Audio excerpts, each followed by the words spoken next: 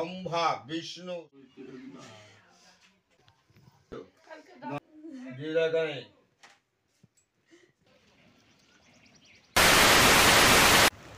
নমস্কার। আজকের এই ব্লগটি শুরু করছি আমি অনেকটা দুঃখের সাথে। তোমাদেরকে আমি বলেছিলাম এর আগের ভিডিওতেই যে একটি অনেক বড় দুর্ঘটনা দীপ্তিদির জীবনে ঘটে গিয়েছে। দীপ্তিদি তো আমাদের খুব কাছের, আমরা প্রত্যেকে একসাথে ইউনিট করে ইউটিউব চ্যানেল করছি, প্রত্যেকে ক্রিয়েটার হওয়ার স্বপ্ন দেখি। কিছুটা আমার স্বাদ মিটেছে, বাকিদের ওদেরও হয়তো হবে খুব শীঘ্রই, তোমরা যদি পাশে থাকো আমার মতোই। তো আজকের দিনটা সত্যি কথা বলতে খুব দুঃখের। কি হয়েছে আজকের এই ভিডিওতেই তোমাদেরকে বলি। দীপ্তিদির হাজব্যান্ড আর নেই। হ্যাঁ, মাত্র 36 বছর বয়সেই তিনি সবাইকে ছেড়ে চলে গেলেন। বাচ্চাটি অর্থাৎ তোজো, যাকে তোমরা দেখেছো, সেই তোজোর বয়স এখন মাত্র 2.5, মানে 2.5 বছর। এই এত কম বয়সে নিজের সমস্তটা হারিয়ে ফেলা যে কতটা দুঃখ, কতটা কষ্ট, সেটা বোধহয় একমাত্র ওই বাচ্চাটি বুঝতে পারবে। প্রচুর বাইরে ঝড় বৃষ্টি হচ্ছে, মেঘ ডাকার শব্দ তোমরা শুনতে পাচ্ছ। আজ আমার রেজাল্টও রয়েছে। অনেকটা দুঃখের মধ্যেই আমি এই ভিডিওটা করছি, তোমাদেরকে জানানোর চেষ্টা করছি। দীপ্তিদি হয়তো নিজের চ্যানেল থেকে অফিসিয়ালি জানাতো, তবে দীপ্তিদি সত্যি খুব ডিপ্রেসড হয়ে পড়েছে, মেন্টালি একদম ভেঙে পড়েছে বলতে পারো। আমরা অনেকটা পাশে দাঁড়ানোর চেষ্টা করছি, তবে যার শোক সেই জানে। আমার মা যখন চলে গিয়েছিল অনেকে আমায় বুঝিয়েছে, ওরাই আমায় বার করে এনেছে, কিন্তু আমার দুঃখটা আমার কাছেই ছিল একান্ত। ঠিক তাই, নিজের জীবনসঙ্গী হারিয়ে ফেলেছে, তার থেকে বড় দুঃখ তো আর কিছু হতে পারে না। তো সেই শোকটা নিজেরই, এবং নিজে সেটাকে ওভারকাম করে ঠিক সে বেরিয়ে আসবে আমি মনে করি। তো তোমাদেরকে একটা কথাই বলবো, যেভাবে আমার মা চলে যাওয়ার পর, আমি নিঃস্ব হয়ে যাওয়ার পর তোমরা আমার পাশে দাঁড়িয়েছিলে, দয়া করে তোমরা দীপ্তিদির পাশেও তেমনভাবেই দাঁড়াও, যাতে আজ ও একটা নিজের পজিশন তৈরি করতে পারে। ছেলেটাকে নিয়ে ওই বাচ্চাটার দিকে তাকাও, দীপ্তিদির দিকে তাকাতে হবে না। প্রত্যেককে বলবো ওই বাচ্চাটির কী হবে, ওর কথা আমি বড্ড ভাবি। বাবা বলে কী জিনিস বুঝলো না আজীবনে। খুব দুঃখ হয়েছে, খুব কষ্ট হয়েছে।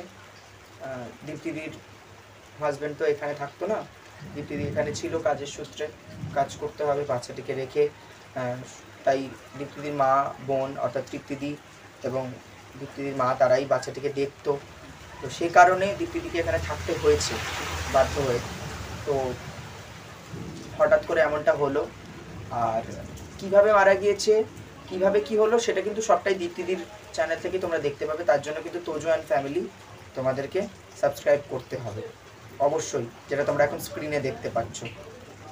সেই চ্যানেলটাকে সাবস্ক্রাইব করো, আমার চ্যানেলের ফিচার চ্যানেলে রয়েছে, অবশ্যই তোমরা দেখো। তো আর বেশি কথা বাড়াবো না, আমাকে একটু ডেকেছে, একটু আগে ঘাট কাজ কমপ্লিট হলো। তোজো তো আর কিছুই বোঝে না, তাই দীপ্তিদি পুরো কাজটা করবে, তোজো কিছু কিছু সময় সাথে থাকবে। 2.5 বছরের শিশু আর কি বোঝে বলো। তো চলো আমি বেরোই এখন, আর দীপ্তিদির বাড়ি যাই, তারপর ওখানে কি হচ্ছে ওখানেই দেখা হবে। চলে এলাম দীপ্তিদিদের বাড়ি। আসবো কি, এই সময়টা খুব কঠিন। দুদিন তোমাদের সাথে শেয়ারই করিনি, নিজের মধ্যে চেপে রেখে খুব কষ্ট হচ্ছিল যে এত বড় একটা সংবাদ সবাইকে আমি দিতে পারছি না। কিন্তু মনও চাইছিল না দিতে, কারণ মেনে নিতে পারছিলাম না মন থেকে যে কাল অবধি যে দীপ্তিদি সধবা ছিল, এত স্বামীর কথা বলতো প্রতিটা দিন, সেটা আর শুনতে পাবো না। শুনতে পাবো নিশ্চয়ই, জীবিত মানুষটার কথা আর শুনতে পাবো না। সেই মানুষটা আর নেই, এমন কি করে হলো, কেন হলো, সবসময় জবাব চাই। এর আগে ছোট থেকেই আমি নিজেও ভাবতাম আমি খুব অপয়া, আমি কোথাও কোনো ইভেন্ট হলে বা যে কোনো কিছুতে আমি গেলে সেখানে কোনো মেস ঘটবেই। আজ দেখতে পেলাম মানুষের জীবনে দুঃখ কাকে বলে। দীপ্তিদিও জীবনে অনেক অনেক অনেক প্রতিকূলতা এর আগে পার করে এসেছে, আর এখনও এই মুহূর্তে যে সময়টা এলো, তারপরে আর কখনোই বলতে পারি না যে দীপ্তিদি খুব সুখী হলো সংসারে। সংসার জীবনের একটা তিক্ত অভিজ্ঞতা প্রত্যেকের থেকে আমি নিলাম। খুব খারাপ লাগলো আজকের এই দিনটা দেখে। এখানে একটি অগ্নিকুণ্ড থেকে যে তাপ নিতে হয় সেটা নিজে এবং সন্তানকে দিল, মানে তোজোকে। তো যদি এই ছোট বয়সে এইরকম একটা কাজে বসবে কখনো আমরা ভাবতে পারিনি। বাবার জন্য তো বাতি জ্বালাতে হয়, যাতে স্বর্গালোকে গিয়ে সে আলো প্রদান করে, যাতে তার পরবর্তী পথ চলাটা আলোয় আলোয় হয়। ঠিক তার জন্য একটি বাতিও জ্বালানো, সেটা তোমরা এক্ষুনি ভিডিওতে দেখতে পাবে। আর শুধু আমার দীপ্তিদির কথাটা মনে পড়ছিল, পুরো কাজটাতে একবারের জন্য সে চুপ করেনি, কেঁদেই চলেছে। মাত্র 7 বছরের সংসার, হয়তো এখনও সম্পূর্ণ হয়নি 7 বছর, এবছরের এন্ডে 7 বছর পূর্ণ হতো। সেই 7 বছরের সংসার শেষ হয়ে গেল এক নিমেষে, চোখের নিমেষে। হঠাৎ এক যেন দুঃসংবাদ। এই সমস্ত কথাগুলো বোধহয় ওই রবি ঠাকুরের কাব্যেই শুনেছি, হঠাৎ শোনা এক দুঃসংবাদ, জীবন নিঃসঙ্গ। ঠিক তাই, ঠিক তেমনই হয়েছে এই দীপ্তিদির জীবনে। আর যেদিন কাজ হচ্ছে সেদিন রবীন্দ্র জয়ন্তী, 8ই মে, আমার নিজের রেজাল্ট এবং আমাদের একটি অনুষ্ঠানের জন্য আমরা রিহার্সাল করছিলাম জোর কদমে, তোমরা সবটা দেখতে পেয়েছিলে। কিন্তু সব যে চোখের নিমেষে এমন কিছুভাবে বদলে যাবে আমরা কখনো বুঝতে পারিনি। মন খুব খারাপ লাগছে। আর এই হচ্ছে দীপ্তিদির হাজব্যান্ড। দীপ্তিদি খুব আশা করেছিল যে এই মানুষটাকে তখনই সকলের সামনে নিয়ে আসবে যখন কিনা এই মানুষটার সত্যি প্রয়োজন আসবে। মানে দীপ্তিদি ভেবেছিল যে Q&A-তে সকলের সামনে নিয়ে আসবে তার হাজব্যান্ডকে। তবে ঈশ্বর বোধহয় বড় নিষ্ঠুর। তাই আমি সত্যিই সেই দিন থেকে নাস্তিক হয়েছি যেদিন আমার মা চলে গিয়েছে। কারণ আমি দেখেছি ভালোর সাথে সবসময় ভালো হয়, এই কথাটা সবথেকে ভুল কথা। ভালোর সাথে সবসময় খারাপই হয়। আজ যেভাবে কষ্ট পাচ্ছে এই মানুষটা তার স্বামীকে হারিয়ে একা, এই এত কম বয়স থেকে বৈধব্য জীবন কাটাবে, একা জীবন কাটাবে, সেটা কিন্তু আর বলার নয়। আমি এ দুঃখ হয়তো আমারও জানা নেই, কারণ সঙ্গী হারানোর পর জীবনটা কেমন হয়, কিভাবে চলে, কতটা কেমন হয় সেটা বোধহয় এই মানুষটাই জানে। তো ওনার জীবন কিভাবে কাটছে পরবর্তী, সেটা কিন্তু উনিই বলতে পারবে। তার জন্য তোমাদেরকে ওনার চ্যানেলেই দেখতে হবে। এই মানুষটাকে উনি পরিচয় করতে চেয়েছিল সেই দিন যেদিন প্রত্যেকে জানতে পারবে ওনার পরিচয়। তাই তোমরা হয়তো তোজোয়ান ফ্যামিলির বেশ কয়েকটি ভিডিওতে পিছন থেকে তাকে দেখতে পেয়েছো, সামনে থেকে দেখতে পাওনি। আমার একটি অভিজ্ঞতা তোমাদের সাথে শেয়ার করি।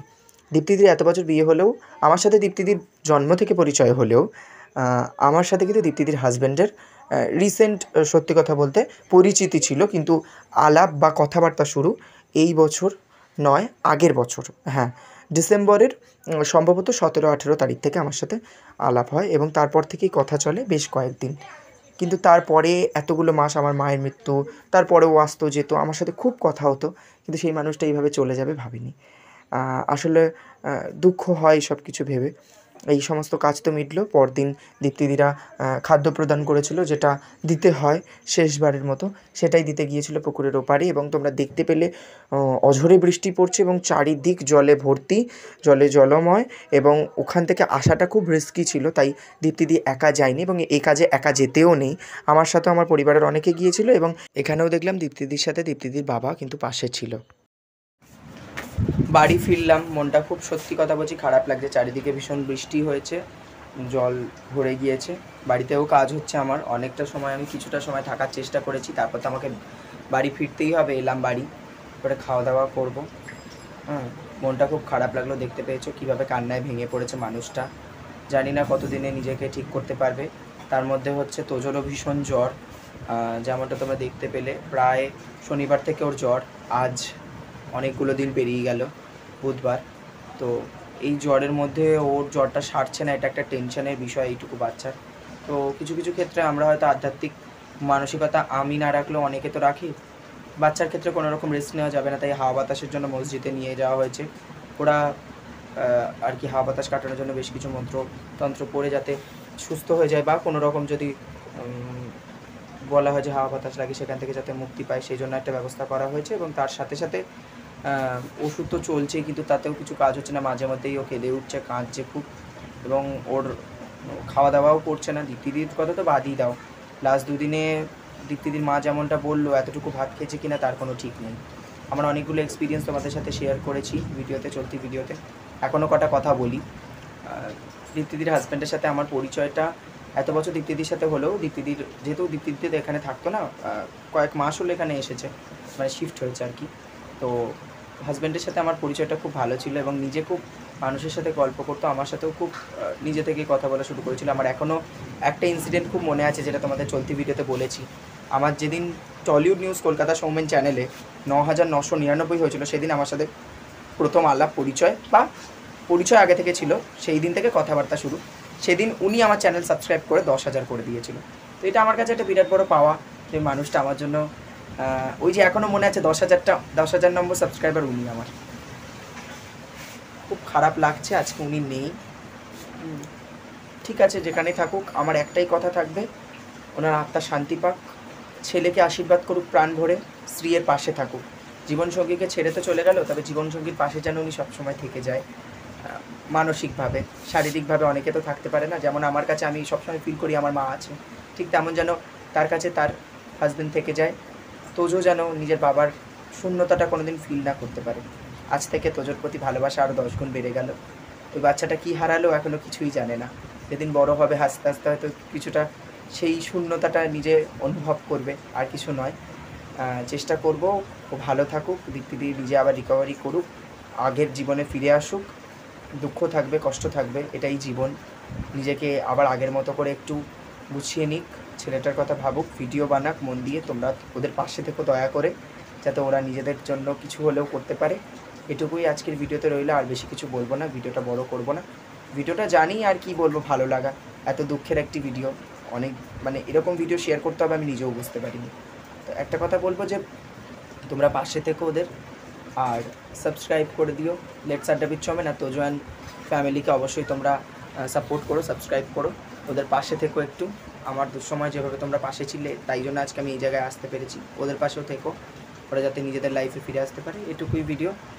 সাবস্ক্রাইব করে দিও লেটস আড্ডা উইথ সৌমেন, বন্ধু আর পরিবারের সাথে শেয়ার করে দিও, যাতে ওদেরকেও অনেকে চিনতে পারে, জানতে পারে ঘটনা। আর বাকি সব কিছু দেখতে পাবে পরের ভিডিওতে, আরও অনেক অনেক জীবন তো আসছে, কী কী করছি আমরা সবই দেখতে পাবে। আর আমার ব্লগে তো তোমরা প্রায় রোজই দেখতেই পাও তোজোদের, দীপ্তিদিদের। ঠিক আছে, দেখতে থেকো। ভিডিওটি ভালো লাগলে শেয়ার আর সাবস্ক্রাইব করে দিও। ধন্যবাদ, আর বেশি কিছু বলতে পারছি না সত্যি আমি।